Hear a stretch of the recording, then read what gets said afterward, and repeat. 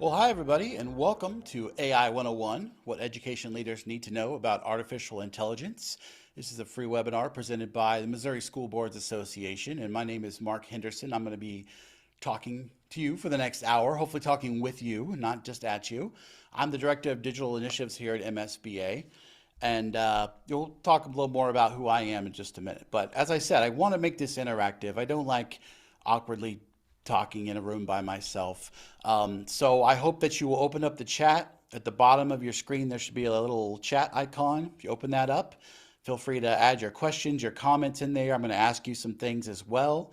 And we'll also have some polls as well. Whenever you see that little vote icon come up, we'll have some polls to make this more interactive. Okay? So let's start with a question in the chat. I want to get a feel for where you're at with AI today. I know it might change from day to day. Which robot on screen best represents how you feel about AI? So you can just put the number that correlates to how you feel. They're starting to come in. I got to tell you, it varies by day. Sometimes I'm more of a 1-2, sometimes I'm more of a 4-5. As you're doing that, I'll just tell you a little bit about myself. I was a high school English teacher for several years, and then I got into the online learning world. I've been at MSBA for about 4 years now, and 2 years ago, I became the AI guy, as they say. I don't like to be called an expert because I'm certainly not an expert in AI, and I'm not sure anybody is, but it's not me. But I've spent the last 2 years presenting on AI at national conferences, talking to people, writing about it, reading about it, using it, everything you can think of. It's kind of my life at this point. So I see a lot of different numbers here, a lot of 4s, 5s, 8s, 1s. That's okay. And hey, maybe by the end of this hour, you'll be in a different place. We'll see what happens. All right. So here's the good news, right? It's overwhelming. It's a big topic. It's hard to grasp, but you don't have to be a tech wizard to understand the basics. You don't have to understand how it all works from a technology side. You don't even have to take it all in at once. This is a topic that's massive. You don't have to just try to understand all of it. You can take in little pieces at a time, little bits at a time. You're also not alone in this. The whole world right now is trying to come to terms with living in the AI age and what that means for us. And certainly for folks that are involved in schools, whether you're a school board member, a superintendent, a teacher, maybe you're one of the folks from another state association joining us today, one of our colleagues, it affects all of us, all right? So here's what I like to look at. It's easy to get overwhelmed, but really you need to focus on the combination of what we can control and what matters when it comes to AI. That's where our focus needs to be, right? We can't control all the tools out there in the world that are available and what they do and what people do with them, but we can focus on certain things. So there's a chance in the next hour I'm going to throw a lot of information at you. And feel free to ask questions as we go along. I'll do my best to answer as many as I can. But keep this in mind, right? We can't predict every impact that AI is going to have on education, but we can prepare students to thrive in a changing world so they're ready for whatever comes next. We can't teach every possible new technology. There's no way. We're not psychic. We don't know what it is. But we can teach critical thinking and adaptability so our young people are ready for the world. We can't prevent all misuse of AI. There's just no way to do it.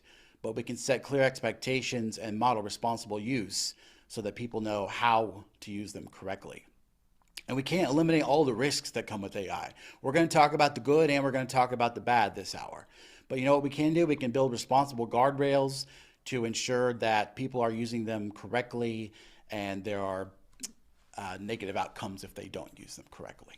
So my goal for this next hour is to help you answer the big questions about AI in school. In turn, you can make informed decisions in your role about AI usage, AI policies, where you're going with it, things like that. All right? I want to let you know about a free resource that we have, MSBA's AI Toolkit for K-12 Education. And I'll have this link again at the end of the presentation. This is a totally free flip book. It's 80 pages of content. You don't have to sign up for it. There's no ads. You can kind of see a little demo here of what it looks like. We update this all the time with new information on understanding AI. We talk about policy and legal, safety and security, ethics. There's resources in there and all our videos from previous webinars, things like that. We just keep adding more to it every time. This is sort of our go-to place for information on AI for schools. So check that out later, and we'll have the link again for you at the end of this presentation, okay? So first big question, we got to start from the beginning. What the heck is artificial intelligence? And I'm going to give you as simple of a definition as possible. And that is that artificial intelligence is computer systems capable of performing tasks that traditionally require a human. Things that we think about in the past would have required a human brain, whereas now maybe not necessarily. I don't know who originally said this quote. I've tried to figure it out and I haven't gotten anywhere, but I think it really sums up AI well. AI is like a brain without a mind. There are some things that AI can do well. There are some things it can't do. And it helps us see the difference between human brains versus robots, right? AI can process information that's given. It can recognize patterns. It can perform tasks that it's told how to do, but it can't think for itself. Everything AI does is because someone has given it that information or told it to do that. It also can't have emotions. It's not real. It's not human. You know, sometimes these chatbots try to sound more human, like with the terms they use. There's been a big debate recently about should you tell it thank you, thanks ChatGPT for that great information or not. But bottom line is it's not a person. They also don't have those personal experiences, right? So you can use it in a lot of great ways. We'll talk about some of those, but it can't replace human beings. So let's do a poll right now. And when we do these polls, I can't see what your answer is. So don't worry if you're wrong, I can't call you out. But I want to know what you think here. What year was the first AI chatbot launched? 1946, 1966, 1986, or 2006? So take a second on your screen and vote there. I got to get a drink of water because I am not a robot and I need it.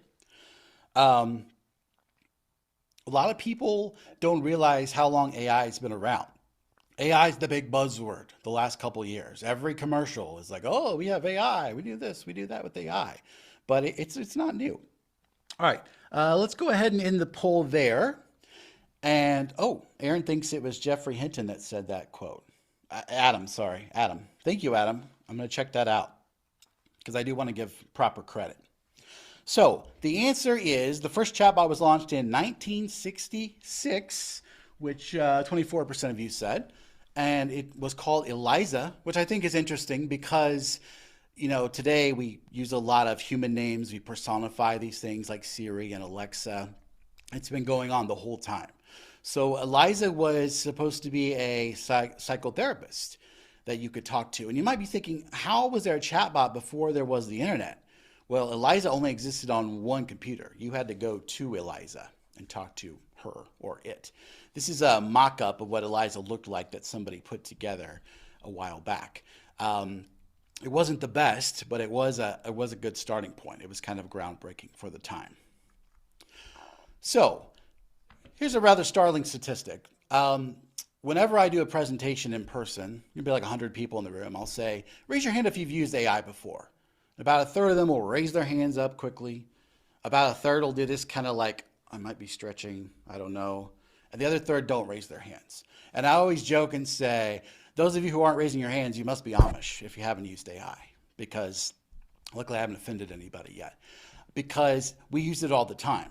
99% of Americans use AI every single week. But 64% don't realize it. It's been part of embedded in our everyday life with technology. So in the chat, I would love to know from you, how do you use AI in your life?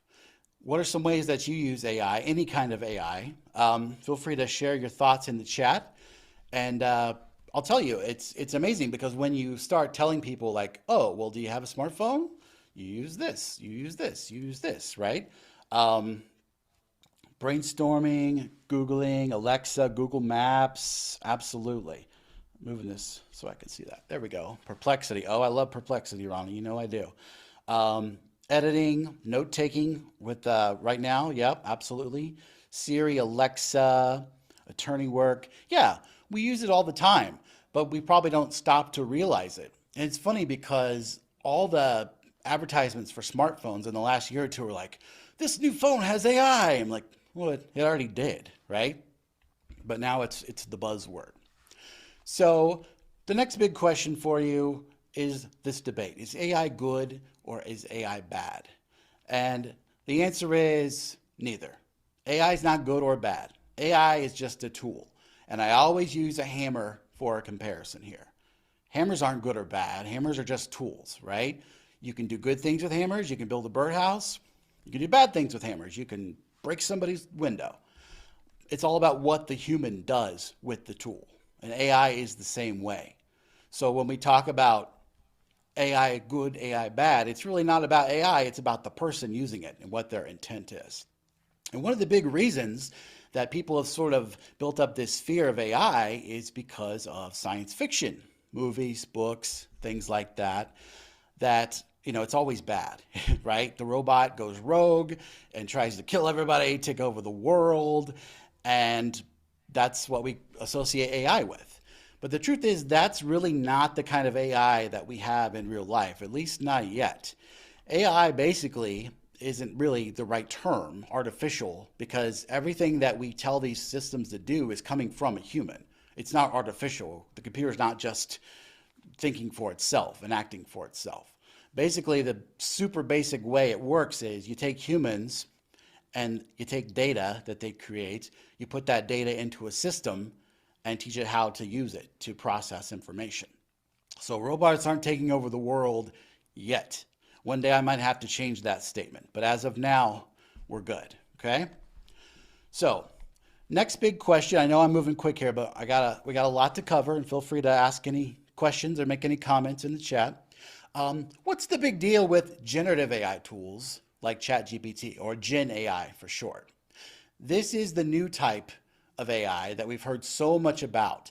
ChatGPT is less than 3 years old, but it has impacted every industry. It's certainly impacted education. It's turning the world upside down in so many ways.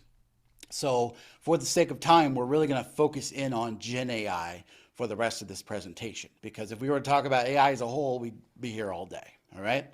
So generative AI, basic definition, programs that are capable of creating original text, images, video, audio, any kind of media basically that you can think of. The key word here is original. If you do a Google search for a picture of a dog, it'll find a picture on the internet that already exists of a dog, and it'll say, here you go. But if you go to ChatGPT and say, I want a picture of a dog, it's going to make one for you. It's going to be original. And if you go there and I go there, we both say, make a dog, they're not going to look the same. Each thing is unique in some way. So here's some of the big dogs when it comes to, I didn't mean to use a dog thing there. When it comes to Gen AI world, every big tech company's got one. ChatGPT, of course, is the big one. Copilot is Microsoft. Google has Gemini. Apple has Apple Intelligence, which, if you abbreviate it, is AI, right? Clever. Perplexity is one I love. I use it all the time. It's great for research. So these are some of the big ones when it comes to AI. So I am curious, time for another poll here. What is your experience level when it comes to ChatGPT? And again, we can't see how you vote. We'll just see the overall numbers. So have you never used it? Do you use it? Do you barely use it? Do you use it weekly? Or do you use it pretty much on a daily basis? So take a second to vote. I use it every day. Not just ChatGPT, but other tools like Perplexity, like Gemini. Not just for my work, but for personal things. I don't really Google search things anymore because it's just not that good. But if I want an answer, I can go to Perplexity and get it quality answer, and it'll cite the source. I can go to that page if I want to. All right, let's see what we got here. Yeah, it's pretty balanced between the four, as you can see, and this is pretty common. It's funny what world you're living in, because, like I said, I use it every day, but I go to conferences and there's 100 people in the room, and somebody will be like, I don't even know what you're talking about. I don't know what ChatGPT is. So I'm thinking, wow, how is that possible? But that's the world we're living in, right? So let's talk a little bit about programs like ChatGPT, Gen AI. What's good about them? They are a huge time saver. They can do things in seconds that would take humans days, months, years to accomplish. They're also typically free or cheap. Most of them have a free version that allows you to use so much per day, and then you have to pay for it. They're readily available. Basically, if you have internet, good internet quality, you can access these programs. You don't need to buy software or have special devices or anything like that. They're also very easy to use. Now, I say that, but if you've seen one before, basically it's a box and you're chatting, you're talking to ChatGPT and saying, hey, I want you to do this. It's easy in that sense. You don't have to know like special coding language or anything like that. But I will say the more you learn about how to talk to these programs, the more you learn about prompting, the better your answers are going to get. So I'll be honest, the first time I saw ChatGPT, I wasn't impressed because I didn't really know how to use it. I was using it like Google. I just asked it like a basic question and it was like, it spit out an answer and I was like, that's not very good. But then I started seeing examples of other people and the amazing things that they were doing. And I really dug into learning about prompting. And if you check out our AI toolkit, there's a whole section about prompting in there, how to really get it to give you high quality information and what you're really asking for. All right, so what are some of the common uses of generative AI programs? Information retrieval and research is a big one. ChatGPT didn't used to be good for this, but now they have a deep research option that's really good. As I said, Perplexity is one I use a lot for research. Gemini is connected to Google, so it's good for that sort of thing. Also, writing assistants. If you want someone to proofread your information, you want them to give you feedback on something, whether it's an email or a document, something like that. It can really give you good ideas and check things. At MSBA, I'm kind of the default proofreader. Everybody sends me things to proofread because I used to be an English teacher and I got that critical eye, which is fine. But when I need something proofread, nobody wants to do it because they're like, well, I can't proofread Mark's stuff. So luckily, I can use AI programs to do that. Also, language translation and learning is a huge one, especially for schools. Our kids who are English language learners, being able to translate anything and everything in real time for them. Brainstorming, generating ideas is so good. Like, where do we start? You have a project you need to do. How do I get started? What do I want to do? How do I want to narrow this down? Data analysis is another big one. You can upload data to ChatGPT and these other programs and ask it questions, have it analyze it. Now, disclaimer, you shouldn't put anything personal, private in there because once it's out there in the world, you can't get it back. But you can, remove student names. You could just say student A, student B, something like that. Really have it dig down into your data. And interestingly, one of the common uses is entertainment and companionship, especially for young people. They say, I use ChatGPT when I'm bored. I talk to it. It's like a friend. Or a therapist. I can talk to it and it listens to me and gives me feedback. I think there's pros and cons to that, but that is a common use. So we've talked about a lot of the good things when it comes to Gen AI. Let's talk about some of the drawbacks, some of the things you need to watch for. AI is not perfect, okay? Let's make that clear. The commercials make it look that way, but it's not perfect. It can provide wrong information. It's not always correct. It can also hallucinate, which is where it just makes stuff up. And nobody really seems to know where it came from. You can even ask it, like, where'd you get that from? They're like, oh, I don't know. I'm sorry. It'll apologize to you. But even the smartest engineers who work on AI sometimes can't explain why it does certain things the way it does. It can also misunderstand your request. So maybe it thinks you're asking for one thing when you really want something else. A phrase that you hear a lot is a human in the loop, okay? So AI tools are a great tool, they're a great companion, but you always need to have a human being in the loop. Someone who can review the information, make sure it's accurate, revise it, have accountability for it, right? There's no accountability if AI is wrong. What's it going to do, right? But if you're wrong, you put out wrong information or poor quality information, then there's going to be a negative outcome on you. So you got to keep that in mind. All right, another question for you in the chat. All AI tools have bias. Why is that? Why do you think that is? So if you have a thought, you type that in the chat for us. And this is another big thing that you need to watch for, is all tools, doesn't matter which one you use, is going to have bias in some way or another. Let's see. Leslie says, created by humans. Stacy said, depends on who owns the actual technology. Absolutely. Ronnie, information in equals information out. Absolutely. Data is going to be a bias. The internet has lots of biased information. Absolutely. Right? Every human being on planet Earth is biased in some way or another. Human beings create AI. They create the data that goes into them. So it's natural that that's going to happen. And you can tell ChatGPT, don't be biased when you answer this. Well, I'll try not to, but it's impossible to turn off all of our human biases. Here's a great quote.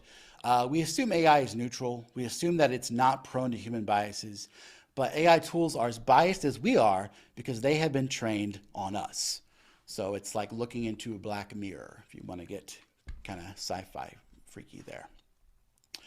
Other things to worry about, AI can be used for bad purposes.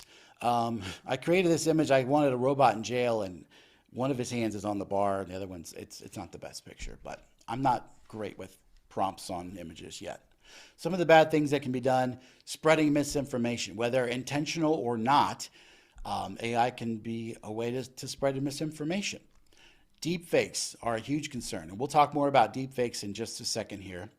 Also, privacy violations. You've got to protect that personal information, especially when we're talking about schools. There's all kinds of laws protecting our student data as well as our employee data. You have to be careful to protect those things. Again, that'll come back on you if something gets leaked. Also, sadly, criminal activities. Every tool comes along, criminals find a way to use it in a bad way, right? So they can use it to take advantage of people, especially the elderly, things like that, convincing them that, you know, your granddaughter's been arrested and you need to pay us this money, or it's terrible, the things that they do. But we have to be aware of these things.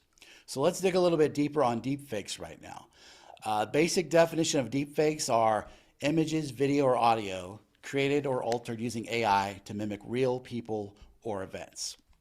So everybody in the world needs to know about deepfakes. I don't care how old you are. I don't care whether you use technology or not, because it's something that impacts all of us, okay? Basically, you see something, you hear something that's not real, but it could look like it. They're getting more and more convincing all the time. So to create a convincing deepfake, it only takes 30 seconds of video of someone, or 15 seconds of audio of them speaking, or one good quality image. Now think about it. In this day and age, especially if you're a teacher or a superintendent or a school board member, there's media of you on the internet, right? Someone can make this in seconds, very quickly, very easily. So it's getting harder and harder to tell what's real versus what is AI generated. So we're going to do another poll here. I want you to take a look at these 4 images of this young lady here. And we're going to pop up a poll in a second. And I want you to vote for which one you think was made by ChatGPT. Okay? Can we launch that poll? There we go. Again, totally anonymous. Vote which one you think was made by ChatGPT. Now, 2 years ago, when I started doing these presentations, we would talk about, you know, count the fingers on the hand. If they have too many fingers, then that's AI. Or look for weird blurry spots in the background, or their eyes aren't looking the right direction. And sometimes that's still true, but some of it's really convincing and really good. So let's see. It looks like D is in the lead right now, which is funny because when I first saw these pictures, I thought D seemed like the most real one because she's not perfectly centered. B is in second place. Well, guess what, friends? You're all correct. These are all made by ChatGPT. This woman does not exist. This is entirely made up using prompting. Someone used the free version of ChatGPT to make these images that they could, you know, I mean, it'd be good for some purposes, but you could also scam people using images, things like this. And think about how few seconds you spend when you're scrolling through social media. Are you checking every image to be sure it's perfectly accurate? Probably not, right? And that's why we need to educate on deepfakes. We need to educate on critical thinking skills, things like that. And this is hitting schools. So here's an example of last year in Baltimore. There was a athletic director who did not like the principal at his school. So he took some audio of him off the internet and he made a deep fake of the principal saying some really nasty stuff. And then he spread it on the internet. And fortunately, they were able to figure out who did it and punish him. But guess what? The principal's reputation is ruined. He had to quit his job, leave the town, because no matter how hard he tried, he couldn't convince people, like, I didn't say those terrible things. That wasn't me. That was a deep fake that someone made because they were out to get me, right? So this stuff can ruin innocent lives. And we can't stop deep fakes, unfortunately. I wish we could. Hopefully one day maybe the tech companies will step it up and try to find a way to do that. But what we can do is we can educate everyone on deep fakes, what they are, how they work, and also teach those critical thinking skills to be sure that folks are really thinking this through. Why would the principal say this on a recording, right? Doesn't make any sense. All right, let's transition a little bit here to what does the government say about AI in schools? We'll start at the federal level. There have been 2 presidential executive orders on AI, one in October of 2023 and one just last month in 2025. Now you think about these 2 guys and how different they are, how their opinions are very different. But what's interesting is when it comes to AI, they have a lot of similarities. Not completely, but a lot of the big ideas are the same, which I think says a lot about, where the message is, where the concern is, no matter who's in charge, right? So I've dug through these and I've used AI to help me summarize them as well, of course, right? Got to save time, practice what you preach. Both of the executive orders really focus on national competitiveness. AI is the new arms race, right? China is trying to build the best AI system and we're trying to build the best AI system, and all kinds of other countries. They also focus on education initiatives, saying we need to teach kids how to use AI properly. They also talk about workforce preparation, how the workforce is, we'll talk more about this in a little bit, but almost all jobs now are going to be affected by AI in some way. Are we preparing our kids for that world? And what's interesting is both of the executive orders are very vague in their approach. They say we need to do this, this, and this, but they don't really tell you how to do it. A lot of it's just stay tuned. So that's a little frustrating, but at least we kind of know the direction that the national level is going. Now, for those of us in Missouri, there is guidance coming. Some states have released guidance on AI, some haven't. Missouri's working on it, and I have seen their draft, and I want to stress it is a draft, but I'm going to give you just a little taste of what it says here, because it's pretty much in line with what the national level says, as well as kind of our message here at MSBA. It says AI is rapidly surpassing technological milestones, indicating its inevitability in business, education, and the broader digital arena. Despite its benefits, AI tools may generate predictions that are not always accurate, potentially resulting in incomplete or misleading information. As systems improve, these flaws may be reduced. However, human oversight will remain vital. And then, continuing, this underscores the necessity for LEAs to address generative AI and its impact on both current education practices and prospective job market expectations for students. As AI and machine learning skills become crucial for workforce readiness, educators must devise strategies to equip students for economic empowerment in an evolving landscape. So this is from the introduction of the DESE guidance. It's very good. I've read through the whole thing. I've provided feedback on it. I don't know when it's going to go live, but the nice thing is they say this, but then they actually give you some resources and some ways to carry these things out. So just a little peek at what's happening at the federal and the state level when it comes to AI in schools. All right, we are halfway through. We're doing great.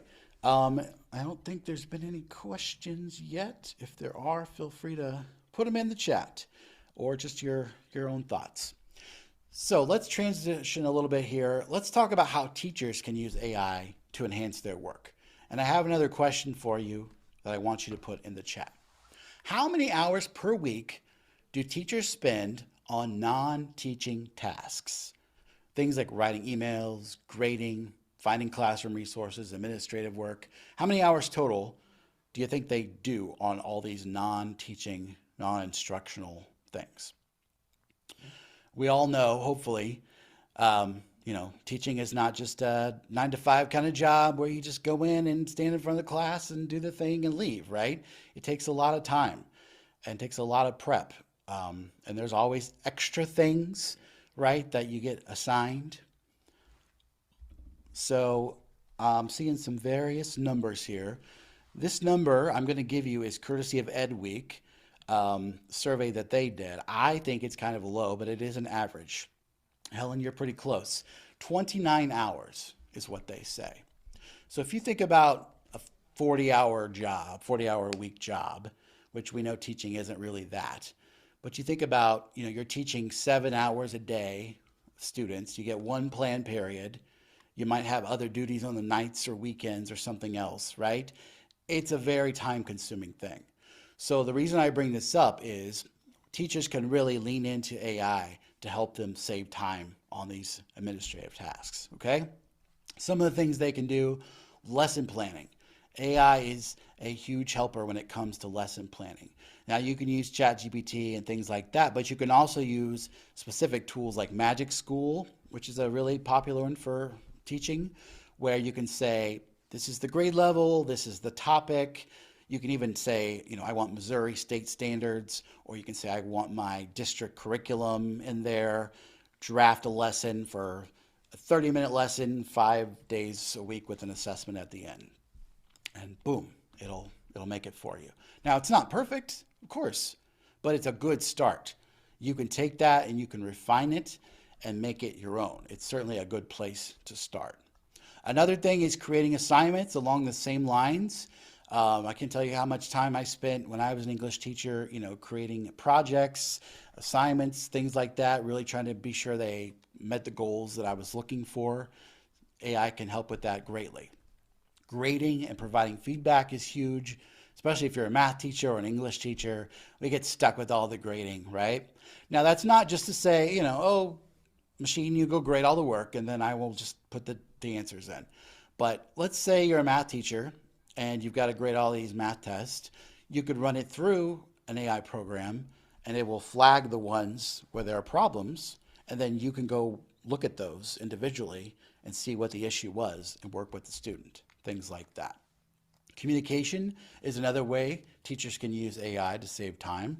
You think about all the emails to parents, you think about all the newsletters that go out, all the website information, the letters of recommendation if you're a high school teacher, right? They can really help you. Again, it's not perfect. It's not going to do it all for you, but it certainly saves you some time. Big one is accommodating students with IEPs.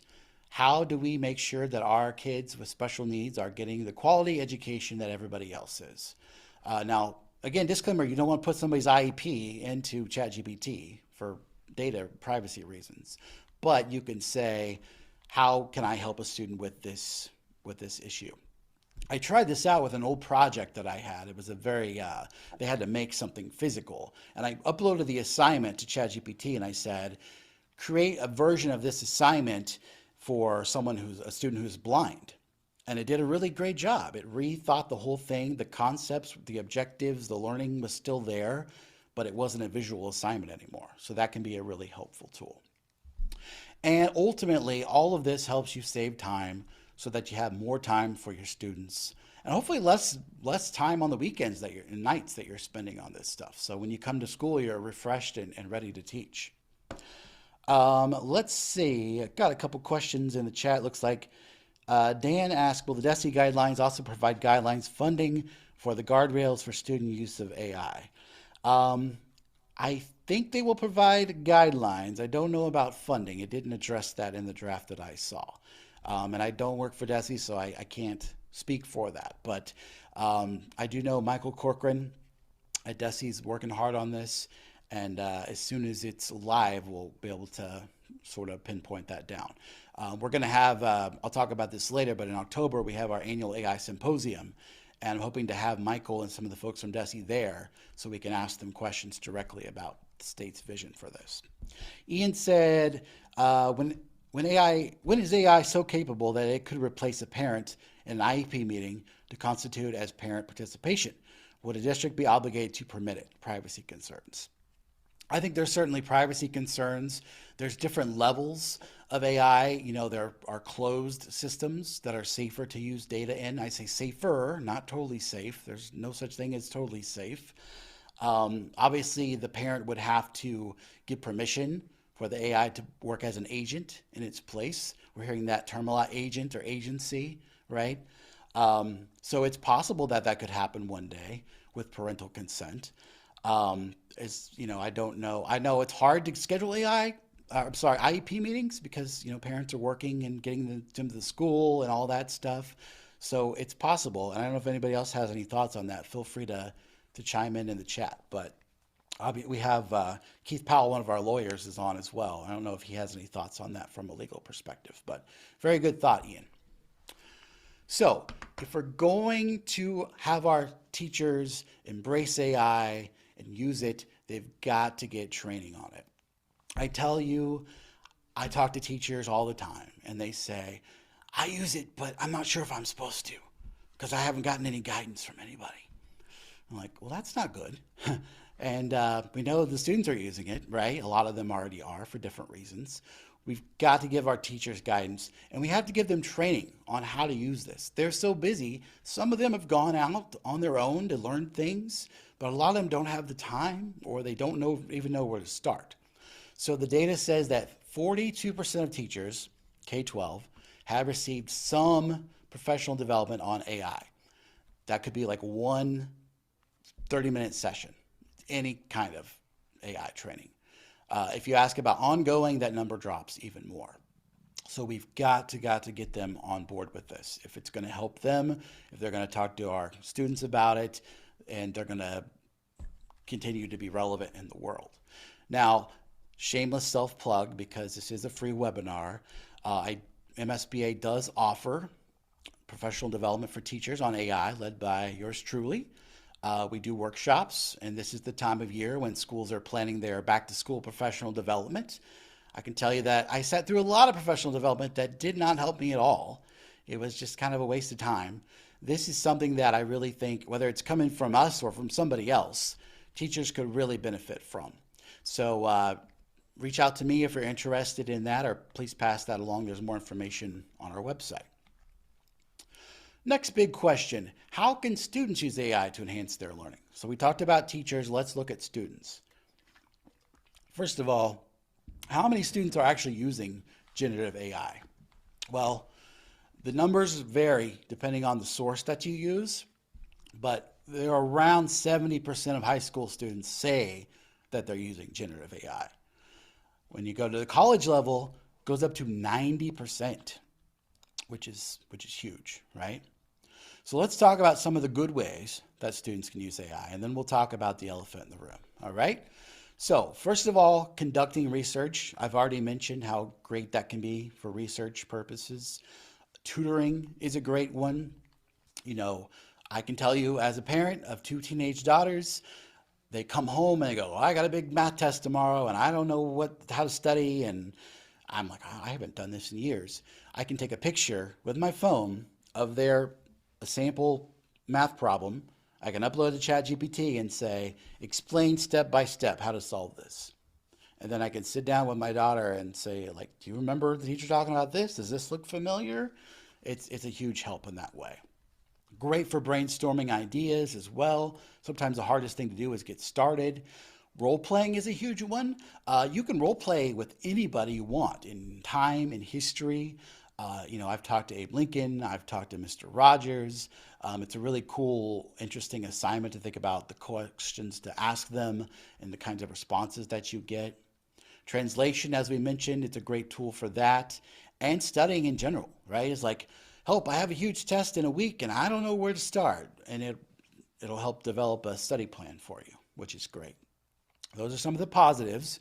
Now we got to talk about cheating because that's the biggest issue that you hear about when it comes to AI in schools. Now, if you go back in time, you will see that pretty much every time there is some sort of technological innovation, there is concern about how students are going to use it to cheat. In the 80s, it was calculators. In the 90s, it was the internet. In the 2000s, it was cell phones.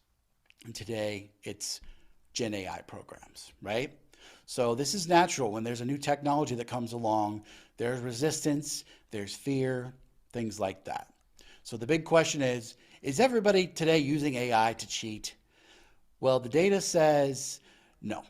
They say the percentage of high school students who cheat remains unchanged compared to the previous years without ChatGPT. Now, that's not to say some of them aren't using it to cheat, but the numbers haven't really changed at all. So kids who used to cheat using other tools are still cheating now. They're probably using ChatGPT to cheat. But that doesn't mean that everybody's cheating using it, right? This is a bigger discussion than just about AI tools. This is a bigger discussion about academic honesty and plagiarism, not just because we have these tools, right? I think if you were able to go back to the caveman days, you would find that they were cheating off of each other, right? Like, oh, I'm drawing this on my wall over here, and you're drawing that, right? It's not new, the idea of cheating. But now we just have another tool, another way to do it.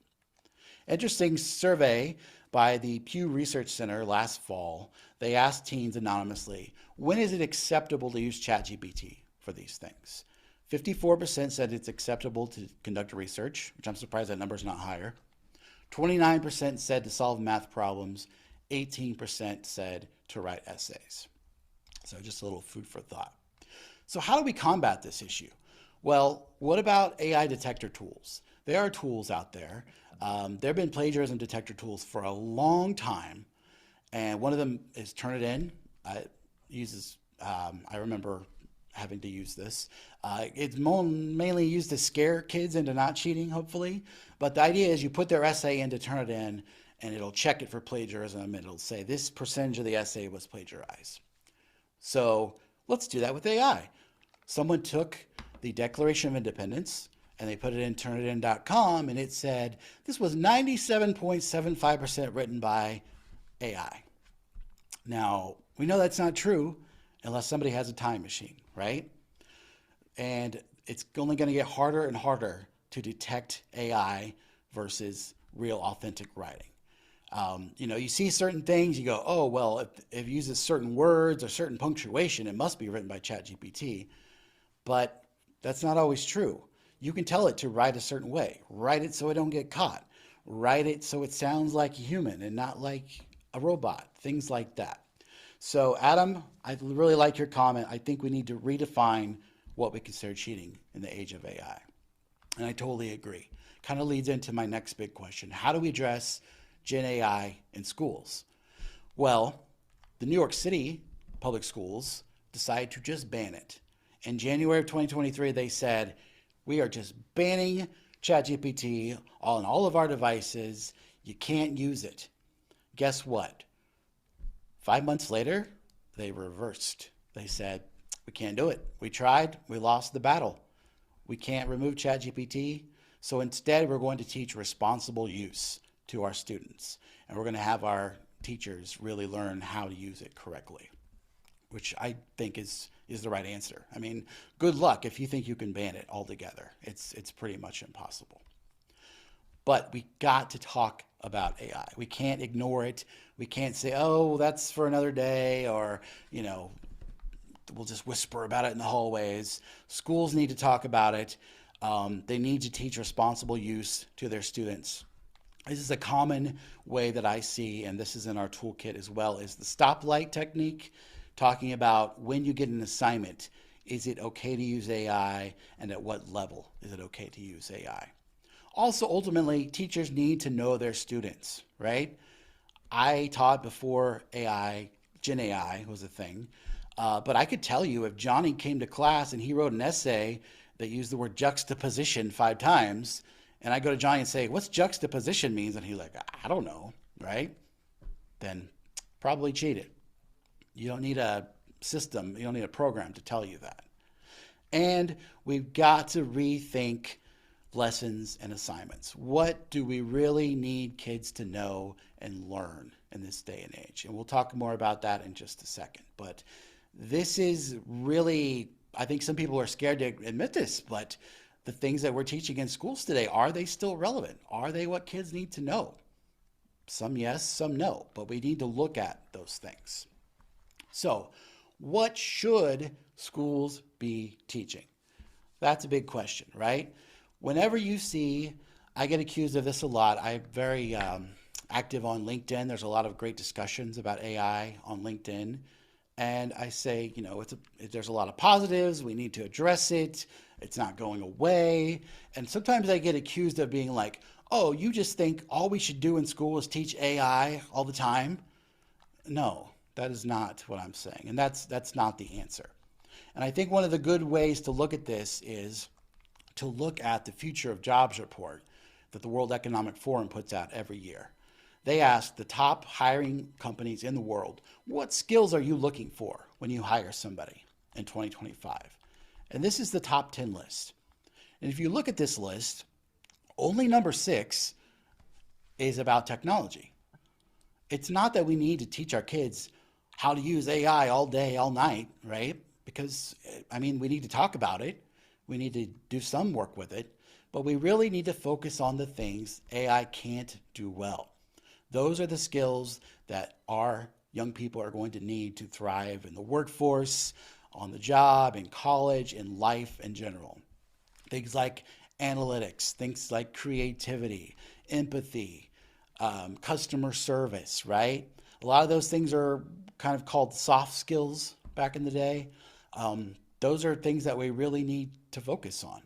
And that's not just me saying that. That's a lot of data and research.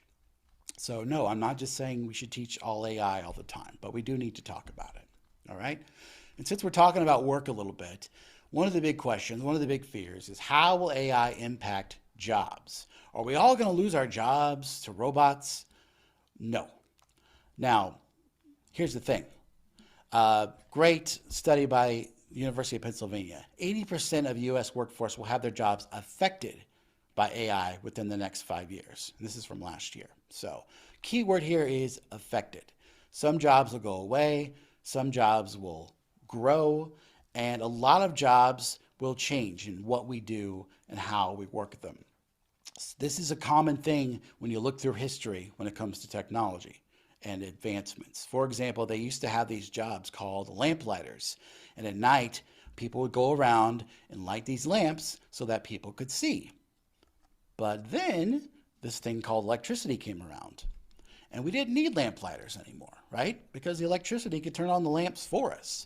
So what happened to all those lamplighters? Well, they weren't lighting lamps anymore, but you know what? They went to work for the electric companies. So their jobs changed, but it's not like they were all out of work. So there is certainly a big fear here. And when you look at what areas are more affected than others in terms of jobs, it's a lot of the people jobs, right? The service industry is huge. Working with people, those are areas, if you're going to choose an area to go into, that would be a good direction to go into. And speaking of services, what about teachers? There's a big fear that teachers are going to lose their jobs. But the good news is most of the data shows that teacher demand is actually going to grow. And you can see here the Bureau of Labor Statistics said it's going to grow through 2032. You can't replace a good human teacher. People have tried. For example, the LA Unified School District last year pushed they spent a lot of money on this AI tool called Ed. And the goal was ultimately that Ed would be the teacher and replace the teachers. Well, guess what? 5 months later, not even 5 months later, Ed crashed. It didn't work. They gave up on it. They lost millions of dollars. They said, nope, it's not effective. Can't do it. So I'm not saying there won't be people who try, but teaching is actually a pretty stable profession. You know, you think about young people who are trying to figure out, what do I want to do with my life? I want to make sure I get a job, I get a degree that I'm not going to be replaced by a robot, right? talk about teaching. We need more good teachers, and think about all those human skills, those soft skills. Teaching is changing. It's going to keep changing with what we're doing and how we're interacting with technology, but we're still going to need those humans face to face with those kids at the end of the day. All right? So, by now, maybe you're feeling overwhelmed. This is a lot of information to throw at you, I know. But I want to kind of give you some guidance on where schools can begin on all of this, okay? When I say me, I'm talking about MSBA as a whole, not just me. I see a lot of good stuff in the chat. I'm looking forward to seeing what it says here. So, first of all, you need to set policies and procedures regarding AI. If you're a teacher, you need to address it in your syllabus and in your assignments, right? So the big debate is, should we have an individual policy about AI, or should we work it in with our other policies, like our tech use and our academic honesty, things like that? I don't have an answer for you. You have to decide that. But doing nothing is not an option. You can't just say, well, it's implied, right? Don't use technology in a bad way. It's implied. That's not going to cut it. Also, I hear people say, well, we didn't create a new policy when Google came out, so why do we need to create a policy for Gen AI? I'm like, it's a whole different beast, right? You also need to think about how much AI touches school operations. It's not just about, ChatGPT and things that teachers and students are using. It's operations. It's the systems that your school uses for lunch and for attendance and for grading and for safety. It's so big. It's so massive. MSBA has a policy on AI, and it's available in our toolkit. We're working on a new and improved version based on feedback that we've received, and hopefully that'll be out soon. Now, here's the reason why doing nothing is not really an option. Because last year, this happened in Massachusetts. You don't want to be this school. So a history teacher gave out an assignment, and a student used ChatGPT for the assignment. He turns it in. The teacher's like, yeah, I can tell that this is plagiarized. You used ChatGPT. You get an F. So what happened? The parents sued the school because they said, it doesn't say in your policy, it doesn't say in your syllabus that he can't use ChatGPT. Now, I don't know how this is all going to turn out in the courts, but you don't want to be this school. You don't want to be this teacher, right? We've got to get it in writing. We've got to be clear and spell out what we're talking about. You can't just say, don't do bad things, don't cheat. You got to be more specific than that.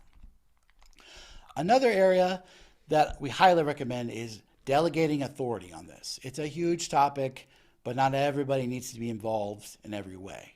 We encourage districts to designate an AI coordinator to be kind of the overseer of all things AI, keep up with it, teach others, share information.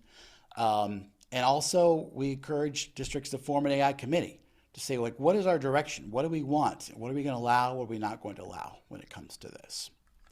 We also have to educate our stakeholders. There's a huge level of ignorance when it comes to AI, misunderstandings, misuse.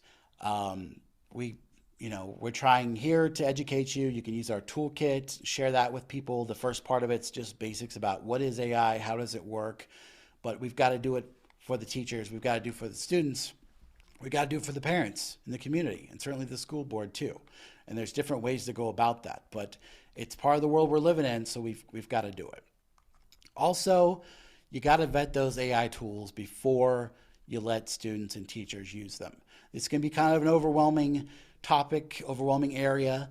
There's a couple of good resources to use. One of them is Common Sense Media. They have a lot of great AI stuff, but they actually post reviews of different AI tools. It's kind of like, the nutrition facts label on foods. It's kind of like that. And it talks about what level, what age is appropriate for this tool. Does it collect personal data? Things like that. Another great place to look is the Student Privacy Pledge. This is a place where tech companies pledge that they're not going to collect or distribute any private student data. So you can see if those programs are on there, those companies, before you let people use them. And you need to review your current vendors because AI is the gold mine right now. Everybody's trying to implement AI into programs that already exist. So if something new and flashy comes along, do we really need to pay for this? Is this something that we can do for cheap or for free already? Um, is it as secure as it claims? They're all going to tell you, oh yeah, it's safe. We're not going to, we're not going to expose your data. It's fine. But is that really true? You got to dig deep. You got to ask the right questions. Get the right people involved. Probably your IT staff would be good at grilling people on those things. And as I said, are our current vendors implementing AI? And if so, you need to go back and look at those contracts and agreements that you have with them. Do they address the issues about AI, especially safety and protecting data and things like that? Brett, you've been keeping an eye on things. Is there anything that we need to look at? So yeah, so Catherine brought up a great point in that she's talking about her concerns about the social, emotional, and cultural impact of this technology. And it's something we've also talked about in terms of social media. We have one of the most anxious, depressed, and isolated generations in history. And it's because we just rushed into social media without really putting guardrails on that. And we're seeing that conversation bubble up around AI now as well. What's your take on that as far as how that's being addressed, if it is at all? Is that even part of the conversation from what you've seen? She kind of talked about also the potential loss of critical thinking, imagination, and things like that when we just hand the reins over to a technology like this. Absolutely.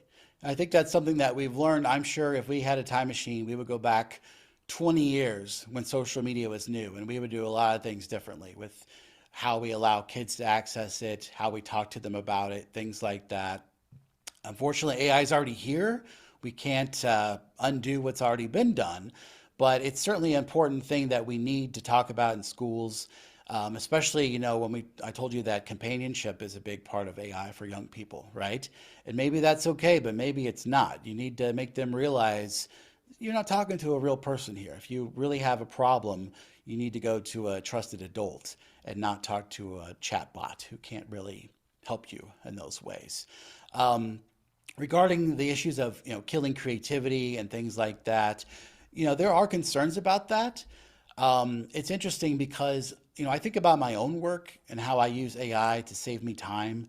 I love doing creative things, and now I have more time to do them because I don't have to spend so much time reading emails and proofreading documents and coming up with ideas for activities and things like that.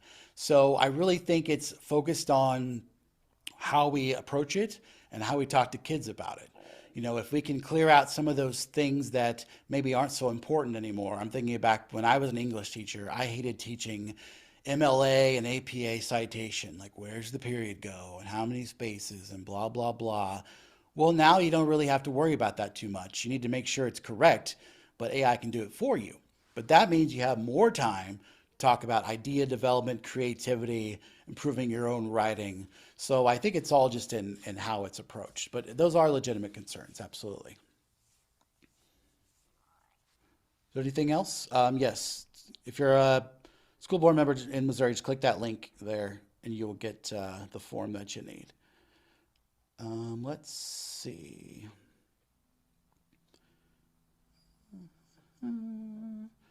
Using AI tools can backfire. Yes, absolutely.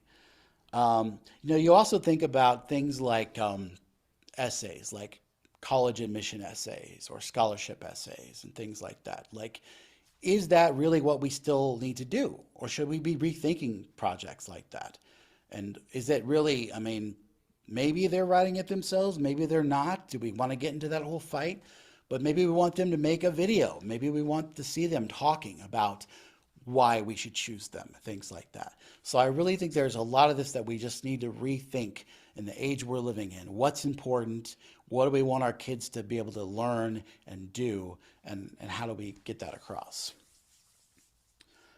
Let's see. Shelley's saying brains are literally developed differently. That is true.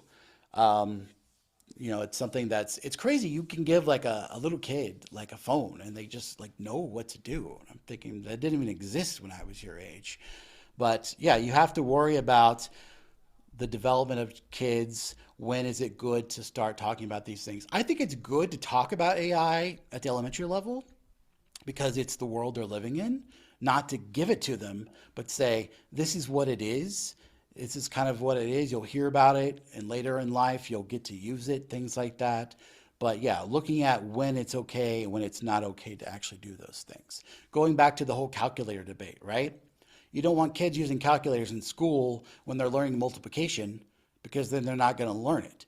But when they're in, trigonometry class, when they're focused on other things, then it's okay to use that tool. So, very good. All right. Well, I thank you all for joining me today. I hope this has been useful to you. I know it's a lot, and honestly, we could talk for 10 hours and not get it all done. But it's AI 101. It's supposed to be the start of this conversation.